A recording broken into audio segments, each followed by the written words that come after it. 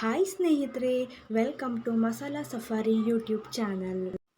ಇವತ್ತು ನಾನು ನಿಮಗೆ ಮನೆಯಲ್ಲೇ ಯಾವ ರೀತಿಯಾಗಿ ಶೀತ ಕೆಮ್ಮು ಕಫಕ್ಕೆ ಕಷಾಯ ಮಾಡೋದಂತ ಹೇಳ್ಕೊಡ್ತಿದ್ದೇನೆ. ಕಷಾಯಕ್ಕೆ ಏನೆಲ್ಲ ಇಂಗ್ರೀಡಿಯೆಂಟ್ಸ್ ಬೇಕಂತ ನೋಡೋಣ ಬನ್ನಿ. ಮೊದಲಿಗೆ ನಾನಿಲ್ಲಿ 3/4 ಗ್ಲಾಸ್ ನೀರು ತಗೊಂಡಿದ್ದೀನಿ. ಆಮೇಲೆ ಒಂದು ಚಿಕ್ಕ ಆನಿಯನನ್ನು ಕಟ್ ಮಾಡಿಟ್ಕೊಂಡಿದ್ದೀನಿ. ಆಮೇಲೆ ಒಂದು ತುಂಡು ಕಲ್ಸಕ್ಕರೆ. ಮೊದಲಿಗೆ ನಾನಿಲ್ಲಿ ಒಂದು ಪಾತ್ರೆನ ಒಲೆ ಮೇಲೆ ಇಟ್ಕೊಳ್ತಾ ಇದ್ದೀನಿ ನೋಡಿ. ಇದಕ್ಕೆ 3/4 ಗ್ಲಾಸ್ ನೀರು ಹಾಕ್ಕೊಳ್ತಾ ಇದ್ದೀನಿ. ಈ ನೀರು ಸ್ವಲ್ಪ ಬಿಸಿ ಆಗಬೇಕು. ನೀರು ಸ್ವಲ್ಪ ಬಿಸಿ ಆದಮೇಲೆ ನಾನಿದಕ್ಕೆ ಫಸ್ಟಿಗೆ ಕಟ್ ಮಾಡಿ ಇಟ್ಕೊಂಡಿದ್ದಂತಹ ಒಂದು ಚಿಕ್ಕ ಈರುಳ್ಳಿಯನ್ನು ಇದಕ್ಕೆ ಹಾಕ್ಕೊಳ್ತಾ ಇದ್ದೀನಿ ನೋಡಿ. ಈರುಳ್ಳಿ ಮತ್ತು ನೀರು ಸರಿಯಾಗಿ ಕುದಿಬೇಕು. ಈ ಕಷಾಯಕ್ಕೆ ಈರುಳ್ಳಿ ಹಾಕೋದ್ರಿಂದ ಇದು ಕಫ ನೀರಾಗಲಿಕ್ಕೆ ತುಂಬ ಹೆಲ್ಪ್ ಮಾಡ್ತದೆ.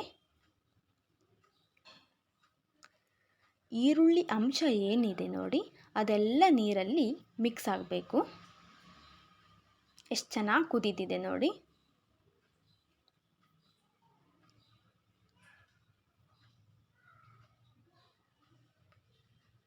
ನೋಡಿ ಎಷ್ಟು ಚೆನ್ನಾಗಿ ಕುದೀತಿದೆ. ಹೀಗೆ ಕುದಿಬೇಕು. ಈರುಳ್ಳಿಯನ್ನು ಚಿಕ್ಕ ಚಿಕ್ಕ ಪೀಸ್ ಮಾಡಿ ಹಾಕೊಳ್ಳಿ.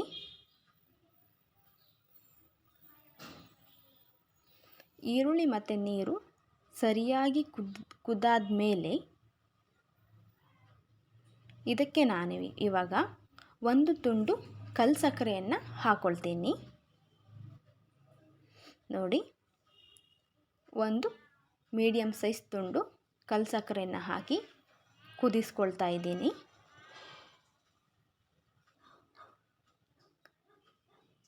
ಕಲ್ಸಕ್ಕರೆ ಹುಡಿ ಕೆಮ್ಮಕ್ಕೆ ಮತ್ತು ನಮ್ಮ ಡ್ರೈನೆಸ್ಸಿಗೆ ತುಂಬ ಹೆಲ್ಪ್ ಮಾಡ್ತದೆ.